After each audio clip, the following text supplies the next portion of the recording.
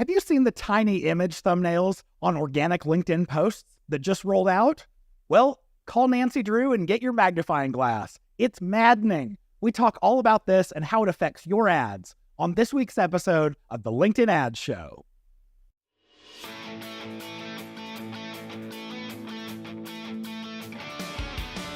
Welcome to the LinkedIn Ads Show. Here's your host, AJ Wilcox. Hey there, LinkedIn Ads fanatics. As he said, I'm AJ Wilcox. I'm the host of the weekly podcast, the LinkedIn Ads Show. I'm thrilled to welcome you to the show for advanced B2B marketers who want to evolve and master LinkedIn ads and achieve true pro status. You've probably noticed or heard about this. We've been discussing it at length in the LinkedIn Ads Fanatics private group. Ever since LinkedIn started testing it a few months ago, I've been hearing from all of you listeners as well. So thanks for bringing it to my attention. LinkedIn recently started rolling out a change where if you have a link post, either from a company or an individual, the image that used to show up full size in the newsfeed is now reduced to a 72 or a 128 by 72 pixel thumbnail. It should be fully rolled out by the time you hear this, so you can go scroll through your feed, find examples of it, and see how you feel about it. Personally, I think it's awful, truly. But today we're going to talk about how it works, how to avoid it happening to you so your posts get seen and interacted with. We'll also talk about how it affects your ads, naturally. The LinkedIn Ads Show is proudly brought to you by B2Link.com, the LinkedIn ads experts. B2Linked is the ad agency 100% dedicated to LinkedIn ads, and we have been since 2014. You know, back before it was cool. Look, LinkedIn ads are expensive. There's no denying that. From the $150 million that we've spent on the platform, we've mastered it. We figured out how to get the very best traffic at costs way less than advertisers who are doing it themselves. How much less? Well, we're currently averaging 57% savings while improving quality. Seriously. Plus, we provide deeper reporting insights than you can get anywhere else, even from your LinkedIn rep. If that all sounds interesting to you and you'd like to explore partnering together, schedule your free discovery call at b2linked.com/discovery. All right, first off in the news, this is a cool little update.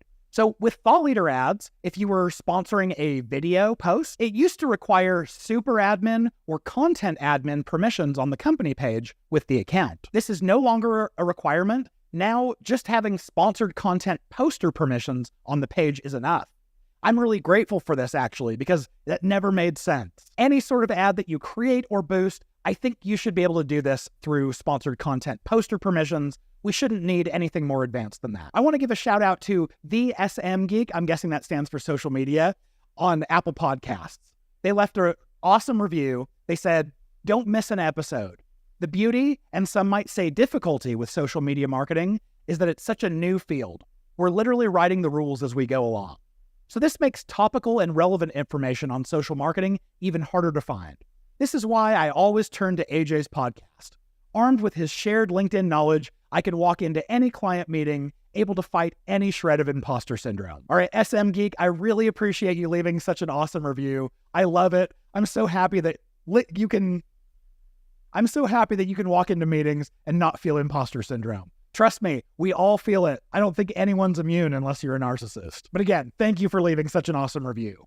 Everyone else, I would absolutely love to feature you the same way. Even better, if you have a question, a review, or feedback for the show, message me on LinkedIn or email podcast@b2linked.com, and you can actually attach a voice recording, and I can play them right here on the show. I'm happy to keep you anonymous if you request, or I can share your details and shout you out. I definitely want to feature you.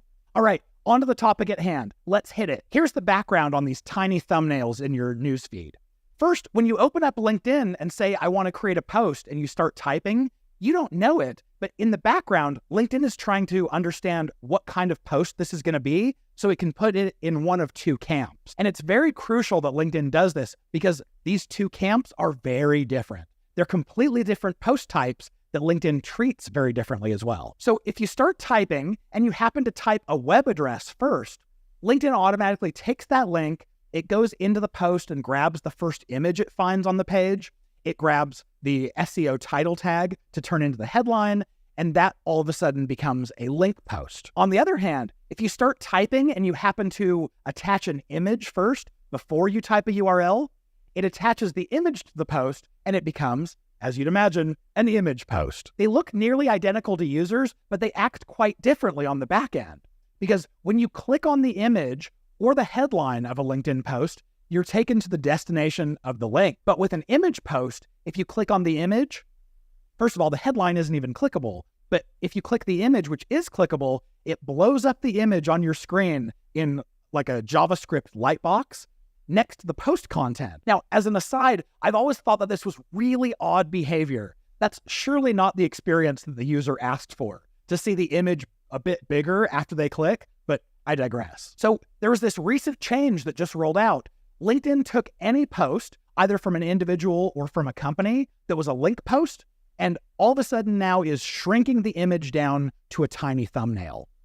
Now, we're actually used to seeing this happen. It used to be that if you uploaded a single image ad where the image was less than, I think it was something like 600 pixels wide, LinkedIn would shrink it down to a thumbnail version rather than show the whole thing. Just because if they blew it up on some devices, it would look blurry and would be a bad experience. And so to avoid all of that, they just shrunk it down into a thumbnail. But now this is the standard behavior on all of these link posts that are organic. The first question is why? Why did LinkedIn think that this was a good idea? They explained it by saying, this is to encourage members to better engage with unique commentary rather than an off-site article, which I think is kind of a cop-out answer because even if there was a link, you could still engage in commentary around it, but people just probably aren't engaging in commentary. Now, I do think that this is a bit of a cop-out answer because even if you were sending traffic elsewhere, the commentary was still on LinkedIn. It didn't stop anyone from having a conversation there, but this is what LinkedIn said. If you want my hypothesis, it's that LinkedIn wanted less competition in the newsfeed for things that weren't ads so that your ads stand out more. I didn't think I would ever say this about LinkedIn, but this feels to me like this is the start of LinkedIn becoming a true pay-to-play platform. So how is this going to affect your ads? One of our LinkedIn reps shared, with this update, customers are expected to see 2 deviations for existing ad experiences. The first is when an organic post becomes a sponsored post because you're boosting it, the original small preview image will become full size. So basically, organically in the newsfeed, it looked teeny. You had to get your magnifying glass out to see it. Now, as soon as you put dollars behind it, it blows up big on people's screens as they're being served the ad. Okay, makes sense.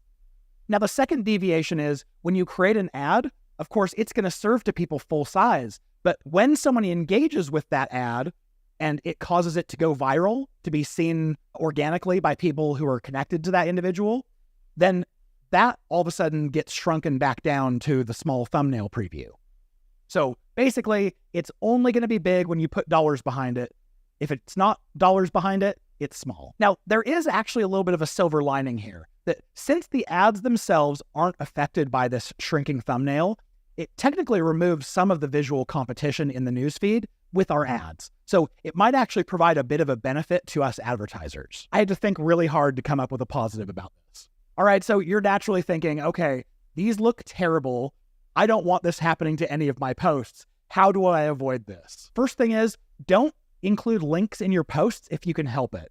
Attach your image first before you put a link in the copy, so it becomes an image post, and then it will still show up full size. Alternatively, you could also put the link in the comments and publish the post saying, check the comments below for the link. You could also publish it as an image post without a link in it, and then immediately after publishing, edit the post and go add the link in. But a word of advice here, if you're ever planning on boosting that post, just try to make sure that there's only one link in the copy. A lot of people like to tag companies or add hashtags. You only want one link. And that's because when this becomes an ad, when someone clicks on the image, it'll actually send them right to the link. And I think that's the best user experience. Back in 2013, when sponsored content ads had just come out, I begged LinkedIn for this. Like, please, please, please. What would happen is there was no way to create a link post. Everything was an image post. And so when someone clicked on the image because they thought that's what the call to action was going to be, it just blew up the light box of, hey, look at this image a little bit bigger. That was not what we wanted to do. So I begged the engineers, and I'm sure others did too, please, please, please put a workaround in place so that when someone clicks on the image, it goes to the landing page. You couldn't believe how infuriating it was to get charged for a click when it was just users zooming into the image that you have in your ad. I'm so grateful the engineers did put this workaround in it, and so now we can take advantage of that. Other alternatives here. The only type of post that was affected were link posts. That means we can still use document posts, document ads. We can still use video posts, video ads. They're still huge. They still perform great. Literally any ad format aside from an image will show up normally. I was actually on a client call today when we looked at an organic post that we wanted to boost as a thought leader ad, but it had crazy low engagement. I looked over the post. It was so good. It was meaty. I could not figure out why it had such low engagement. And then I scrolled down. Lo and behold, the image, the link below was tiny. And it was actually just a link that we used as an example. It wasn't even a place that we really wanted customers to go. So we're going to repost this as an image post and see if it performs any better. I fully expect it to. We'll turn that into a thought leader ad, and hopefully I remember to share the results of that with you. If I can rant for a minute, the thumbnail links in the feed are ugly. They hurt organic engagement for users on the platform. They hurt companies and individuals who are trying to get their content seen. I don't approve of this at all. Obviously, I wasn't consulted. First, earlier on in the year, they rolled out where ad slots were 1 out of every 4 posts instead of 1 out of every 5, which personally I think is what ruined Facebook ads for a lot of people. And now this. These changes are really bad for the user experience. LinkedIn, please put more thought and effort into this. Okay, if you haven't already joined the LinkedIn Ads Fanatics community, what are you waiting for? Go to fanatics.b2linked.com. You'll get access to all 4 of our courses, taking you from beginner to expert. It's a super low cost to get in. You'll get to interact with all of the top minds in LinkedIn ads who are all sharing things and helping each other out. It's an incredible place to be. Plus, there's even an upgrade to jump on a weekly group call with me. If this is the first time you're listening to the show, welcome. We're excited to have you here. Make sure to hit that subscribe button so you don't miss next week's episode. If you're a loyal listener, the biggest favor that you could do me is to go and leave a review on Apple Podcasts. I'd love to shout you out there as well. Now, I know what you're thinking. It's annoying to have to go to Apple Podcasts, search for the podcast, log in because Apple's login process is awful. Sorry, it's a ranty day today. And then you go and think up something to leave a review for. But I will tell you, nothing warms my heart more than seeing these reviews, and I would love to shout you out. Please actually think about going to do it. All right, with any questions, suggestions, or I might need corrections, reach out to us at podcast@b2linked.com. With that being said, we'll see you back here next week. I'm cheering you on in your LinkedIn Ads initiative.